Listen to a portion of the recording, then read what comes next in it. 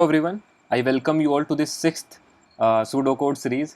तो यार इस वीडियो में हम एक्चुअल क्वेश्चंस तो नहीं बात कर रहे होंगे, क्वेश्चंस पे तो नहीं बात कर रहे होंगे, बिकॉज अगर मैं डीबीएमएस के कॉन्सेप्ट्स की बात करूँ तो यार वो आपको पूरा सब्जेक्ट्स पढ़ना पड़ेगा। क्वेश्चंस को डायरेक्टली कराने से कोई फ़ायदा भी नहीं होने वाला है, ठीक है। बट हाँ, स्टिल मैं तुम्हें कॉन्सेप्ट समझा दे रहा हूँ एसक्यूएल जॉइंस का। तो इफ़ इन केस तुम्हें जॉइंस से रिलेटेड कोई क्वेश्चन दिखता है कैपजेमिनी के सूडो कोड में, तो भाई उसको फोड़ देना, ठीक है।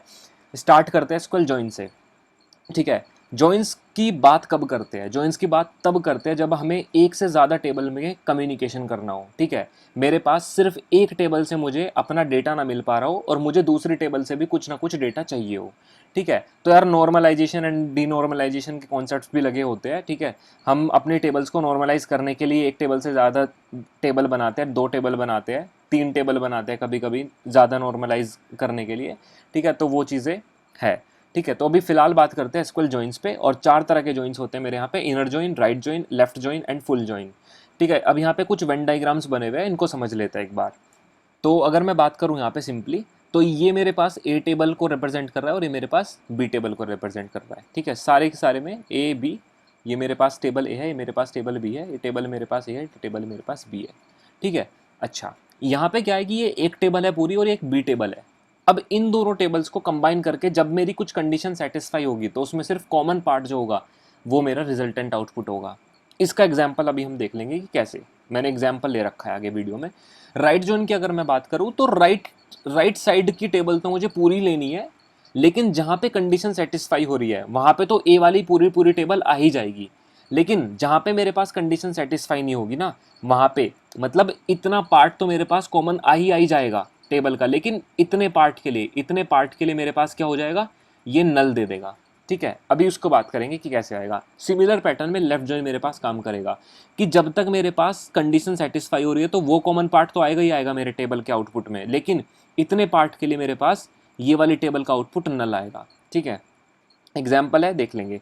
फुल जॉइन में सब कुछ आएगा, जो कॉमन पार्ट है वो तो आएगा, जो इसका पार्ट है यहाँ इसके लिए कंडीशन सेटिस्फाई नहीं होगी बी के लिए, तो इसके लिए नल अलग से आएगा, और इस वाले पार्ट के लिए ए टेबल के अंदर कंडीशन सेटिस्फाई नहीं होगी तो इसके लिए मेरे पास अलग से नल आएगा, ठीक है। ये मैं बोल क्या रहा हूँ अब समझ लेते हैं इसको, ठीक है।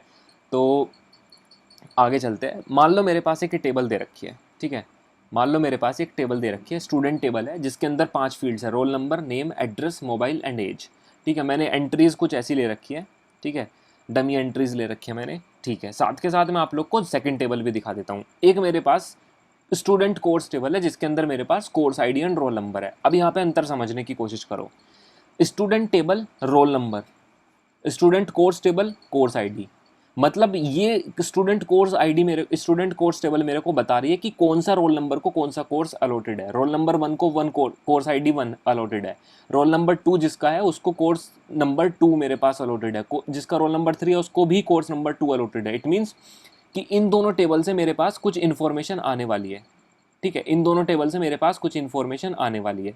कैसे आने वाली है? लेट सपोज अगर मुझे रोल नंबर 1 स्टूडेंट को ये पता लगाना है कि यार रोल नंबर स्टूडेंट का नाम क्या है, एड्रेस क्या है और कोर्स क्या है, तो मैं नाम और एड्रेस तो स्टूडेंट टेबल से पता लगा सकता हूँ, लेकिन कोर्स उसको क्या गिवन है ये मैं तभी पता लगा सकता हूँ जब मुझे स्टूडेंट कोर्स से बात करनी पड़ेगी, ठीक है। अच्छा, अब ध्यान से अगर आप देख पा रहे हो तो जो रोल नंबर है वो कॉमन फील्ड है मेरे पास दोनों टेबल्स के अंदर। तो इस पर्टिकुलर टेबल के अंदर रोल नंबर प्राइमरी की एक्ट कर रहा है, क्योंकि इस टेबल को रोल नंबर यूनिकली आइडेंटिफाई करता है, और इस टेबल के अंदर रोल नंबर यहाँ पे जो है ये फॉरेन की एज एन फॉरेन की एक्ट कर रहा है, ठीक है। चलो बहुत बढ़िया। अब बात करते हैं सीधा सीधा अपने इनर जॉइन पे, ठीक है। तो मैं पहला एग्जांपल लेता हूँ इनर जॉइन का और बढ़िया तरीके से एकदम समझाऊंगा। यहाँ पे कुछ क्वेरी ऐसे लिखी होती है, सबसे पहले समझने की कोशिश करना क्वेरी हम कैसे लिखते हैं। देखो, जिस टेबल से मेरे को डेटा सिलेक्ट करना है वो मैं कुछ ऐसे लिख देता हूँ कि फ्रॉम स्टूडेंट, ठीक है। जिस टेबल पे मुझे इनर जॉइन लगाना है, इनर जॉइन का मतलब होता है एग्जैक्टली कॉमन पार्ट। जब जब कंडीशन सेटिस्फाई हो रही है तो सिर्फ एग्जैक्टली जो कॉमन पार्ट है उसको उठा करके लेकर के आना है, ठीक है। समझते अभी बहुत बढ़िया से। तो मैं कुछ फील्ड सिलेक्ट कर रहा हूँ। देखो, कोर्स आईडी जो कि स्टूडेंट कोर्स टेबल का है, नेम फील्ड जो कि स्टूडेंट टेबल का है, और एज फील्ड जो कि स्टूडेंट टेबल का है, ठीक है। तो student course ID, student name और स्टूडेंट डॉट एज, ये मुझे स्टूडेंट से और स्टूडेंट कोर्स से मेरे को फेच करने हैं, लेकिन मैंने क्या कर रखा है, इनर जॉइन लगा रखा है इन दोनों टेबल पे, मतलब ये एक टेबल है और ये एक टेबल है, तो मैं सिर्फ कॉमन पार्ट निकाल रहा हूँ। ठीक है, अब देखो इसमें सिर्फ मेरे पास 5 फील्ड आ रहे हैं। 5 फील्ड क्यों आ रहे हैं इसको समझने की कोशिश करते हैं। देखो यहाँ पे रोल नंबर 1 2 3 4 5 6 7 8 8 तक है। इस टेबल के अंदर रोल नंबर 1 2 3 4 5 तक है और उसके बाद 9 10 11 है। इट मीन्स क्या हुआ, इट मीन्स यार कि स्टूडेंट टेबल के अंदर मेरे पास 9 10 11 रोल नंबर है ही नहीं, और इस वाली टेबल के अंदर 6 7 8 वाला रोल नंबर है ही नहीं। तो कॉमन कौन सा है, सिर्फ 1 से लेकर के 5 तक का। दोनों टेबल्स में जो कॉमन फील्ड्स है मेरे पास वो 1 से लेकर के 5 तक है, 1 से लेकर के 5 तक है। तो मैं सिर्फ इन कॉमन फील्ड्स का ही मैं निकाल लूंगा। क्या क्या निकाल रहा था मैं, कोर्स आईडी क्या आ जाएगा 1 2 2 3 1, ठीक है 1 2 2 3 1, और इनके रिस्पेक्ट में मेरे को नाम और एज मिल जाएगी। तो name 1 name 2 name 3 name 4 name 5 और A1 A2 A3 A4 A5। ठीक है, अब आंसर देखते हैं अपना। पहले क्वेरी समझो, मैंने सिलेक्ट करा है student course ID, course name, sorry name और age from student inner join student course, जहां पर स्टूडेंट की रोल नंबर मेरे पास बराबर हो स्टूडेंट कोर्स के रोल नंबर के, जहां पर स्टूडेंट रोल नंबर जहाँ पे स्टूडेंट रोल नंबर मेरे पास बराबर हो स्टूडेंट कोर्स रोल नंबर के। तो मेरे पास 5 ही ऐसे फील्ड थे जहाँ पे एग्जैक्टली वो इक्वल था। तो जब तक कंडीशन सेटिस्फाई हो रही है मैं सिर्फ उस कॉमन पार्ट को यहाँ पे निकाल करके आप लोगों को दिखा दे रहा हूँ। ठीक है, तो अगर आप इसको ध्यान से देख पा रहे हैं तो यहाँ पे सिर्फ 5 मेरे पास कॉमन फील्ड्स आ रहे हैं। बात करते हैं नेक्स्ट वाले ज्वाइन की। ठीक है, बात करते हैं नेक्स्ट ज्वाइन की। नेक्स्ट ज्वाइन मेरे पास क्या है, लेफ्ट ज्वाइन। अब देखो लेफ्ट ज्वाइन क्या है कि मुझे अगर मेरे पास कोई 2 टेबल दे रखी है, एक ए और एक बी, तो मुझे इस पूरी टेबल को तो कवर करना ही करना है। ठीक है, जहां तक कंडीशन सेटिस्फाई होगी मुझे वो फील्ड्स तो दिखाने ही दिखाने हैं। तो देखो मैंने जहां पे कंडीशन सेटिस्फाई हो रही है वो फील्ड्स तो मैंने दिखाई दिए। रोल नंबर, अच्छा इस बार मैं सिर्फ नेम और कोर्स आईडी को सिलेक्ट कर रहा हूँ, आप कुछ भी सिलेक्ट कर सकते हो जो आपकी मर्जी। ठीक है, तो मैंने नेम और कोर्स आईडी को सिलेक्ट करा है स्टूडेंट टेबल से। तो देखो स्टूडेंट टेबल से तो 8 के 8 रिकॉर्ड्स मेरे पास आ गए। क्यों, क्योंकि इस टेबल के अंदर 8 ही रिकॉर्ड थे इन टोटल, तो मेरे पास 8 के 8 रिकॉर्ड उठ करके चले जाएंगे। ठीक है, लेफ्ट ज्वाइन की बात कर रहा हूँ। लेकिन लेकिन लेकिन कोर्स आईडी के पास, क्योंकि ये कह रहा है कि स्टूडेंट कोर्स का रोल नंबर जहाँ जहाँ बराबर है मेरे पास स्टूडेंट रोल नंबर के, वो सिर्फ 5 केसेस में है, 1 2 3 4 5, 1 2 3 4 5। ठीक है, वो 5 ही जगह पे है ऐसे। लेकिन अब मैं राइट टेबल से क्या निकाल करके लेकर आऊँ, लेफ्ट ज्वाइन के लिए राइट टेबल में क्या लेकर के आऊँ, क्योंकि मेरे पास रोल नंबर इस टेबल के अंदर तो 1 to 8 है, 1 से लेकर के 8 तक है स्टूडेंट टेबल के अंदर, लेकिन स्टूडेंट कोर्स टेबल के अंदर 1 से लेकर के 5 तक है और उसके बाद 9 10 और 11 है। तो मेरे पास तो सिर्फ 5 ही रिकॉर्ड मेरे को मैच हो रहे हैं ना। तो 5 रिकॉर्ड जितने मैच हो रहे हैं तब तक तो मैं डेटा लिखूंगा, लेकिन बाकी के लिए, बाकी आउटर पार्ट के लिए, बाकी इतने पार्ट के लिए जो कि कॉमन पार्ट नहीं है दोनों के अंदर, उसके लिए मैं राइट वाली टेबल के जो भी फील्ड होंगे उसमें मैं नल ऐड कर दूंगा। ठीक है, तो मुझे उम्मीद है कि आप लोग को ये चीज़ समझ आई होगी। लेफ्ट ज्वाइन में जितना कॉमन पार्ट है उतना तो मैं लिखूंगा, लेकिन लेफ्ट वाली टेबल के जितना भी पार्ट है उनको मैं सबको लिखूंगा, लेकिन उसके कोरेस्पोंडेंस राइट टेबल का जो भी कॉलम होगा उसमें मैं सारे अपने फील्ड्स नल ऐड कर दूंगा। ठीक है, तो this is the concept. Similar pattern में राइट ज्वाइन होगा मेरे पास। तो राइट ज्वाइन को फिर से समझने की कोशिश करना, आप दोनों को कनेक्ट कर पाओगे। राइट ज्वाइन की बात करते हैं। देखो मेरे पास 2 टेबल दे रखी है, ए और बी टेबल। ठीक है, ए और बी टेबल। अब मुझे क्या करना है, मान लो ये स्टूडेंट टेबल है आपकी और ये स्टूडेंट कोर्स टेबल है। ठीक है, अब ये चीज़ तो आपको पता है कि इतनी पार्ट तो मेरे पास कॉमन है, 1 से लेकर के इतना पार्ट मेरे पास कॉमन है। तो उतने पार्ट के लिए मेरे को नेम 1, मतलब जितना पार्ट आपका कॉमन है उतने के लिए दोनों टेबल में आपके पास डेटा अवेलेबल है। इसी वजह से मैंने यहाँ पे एक कॉलम आपको स्टूडेंट कोर्स टेबल का उठाया और एक मैंने कॉलम आपके यहाँ पे स्टूडेंट का उठाया, सो दैट कि आप डिफ्रेंशिएट कर पाओ। अच्छा, अब बात करते हैं राइट ज्वाइन की। तो राइट ज्वाइन जब मैं कह रहा हूँ तो राइट ज्वाइन वाली टेबल पे मैं इसको मैं प्रीफरेंस दूंगा। मीन्स इसका मैं सारा डेटा उठा करके लाऊंगा, जो कॉमन है वो भी और जो कॉमन नहीं है वो भी। लेकिन जो अनकॉमन पार्ट है, मतलब ये वाला पार्ट, इस वाले पार्ट के लिए लेफ्ट टेबल में मेरे पास कुछ भी नहीं है, तो उस चीज़ के लिए मैं नल यहाँ पे लिख दूंगा। ठीक है, आप अगर ध्यान से कनेक्ट कर पा रहे हो तो कोर्स आईडी में देखो 1 2 2 3 1 4 5 4, 1 2 2 3 1 4 5 4। तो राइट ज्वाइन जिस टेबल पे मैंने अप्लाई करा है उसका तो मैं सारा का सारा डेटा उठा करके ला रहा हूँ, लेकिन क्योंकि जिस टेबल पे मैं ये जॉइन अप्लाई कर रहा हूँ, मतलब स्टूडेंट टेबल की अगर मैं बात करूँ, ठीक है, तो उस टेबल के पास मेरे पास इन इन लास्ट के 3 रिकॉर्ड्स के लिए डेटा अवेलेबल ही नहीं है, तो उसके लिए मैं यहाँ पे नल एंट्रीज को ऐड कर दूंगा।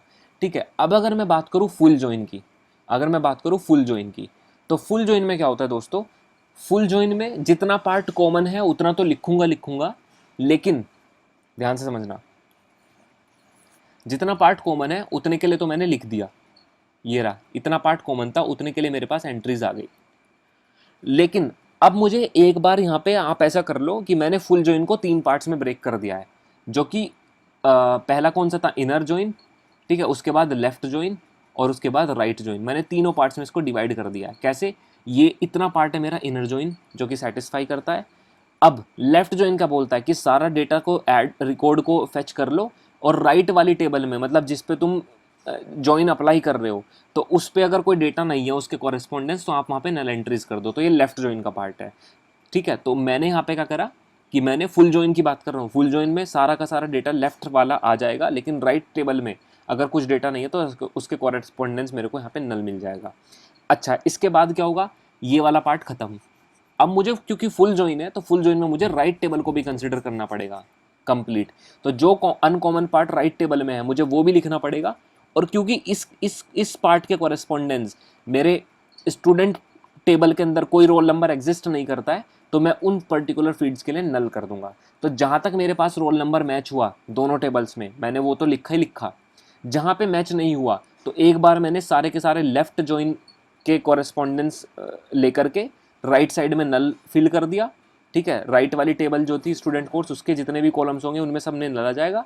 और एक बार मैंने राइट जॉइन को कंसिडर करते हुए लेफ्ट वाली टेबल में, स्टूडेंट टेबल में जितने भी कॉलम्स होंगे मेरे पास टेबल के अंदर, उन सब में मैं नल एंट्रीज को फिल कर दूंगा। तो यार इस तरीके से मेरे पास ये जॉइंस काम करते हैं। ठीक है, बट ऑलमोस्ट क्या करते हैं ना हम लोग, ज़्यादातर हम हमेशा इनर जॉइन को ही यूज़ करते हैं, मतलब कंडीशन ऐसी ही बनती है कि हम ज़्यादातर इनर जॉइन को ही यूज़ करते हैं, और बाकी जॉइंस को हम ज़्यादातर यूज़ नहीं कर पाते। ठीक है, जब हम ज़्यादातर एप्लीकेशन एंड ऑल पे काम करते हैं। अच्छा, इसके अलावा यार क्वेश्चन कहाँ से आ सकते हैं कैपजेमिनी में, नॉर्मलाइजेशन से।